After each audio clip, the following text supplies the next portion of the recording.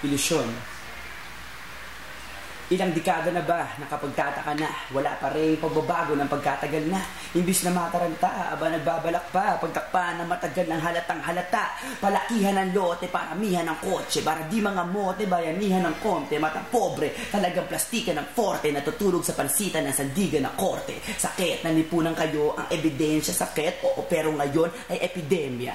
At sa Pilipinas ang mga elektibo, nagpapakabibo at hindi epektibo, puro salita, pero ni wala man lang pruweba, magpapakapropeta para walang protesta sa nakaraang problema. Ano ang solusyon? Kung lahat ang nakikita ko isang ilusyon.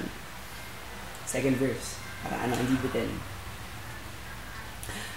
Wala nakaisip ng nasa paligid, babaho madumi at kadalasan mainit, tambakan ng basura kahit nasa ang gilid, ang traffic para bang ada kalsada makitid, laganap na kotongan, sus Maria, mga driver tingin sa kanilang bus, Tamiya, bayarang kababaihan para boobs makita, ganyan talaga resulta pagkapos ang kita, kapag umulan magsusubukan bumiyahe, madalas ang pagbahang may lumulutang na tae, sandamukan na problema pupuhunan daw sabi, tutulungan, tututukan kunyari, ngayon sabihin nyo kung nasan dyan ang pagbabago, baka nakasalamin akong pagkataas ng grado, kasalukuyang problema, ano ang solusyon? Kung lahat ang nakikita ko isang ilusyon.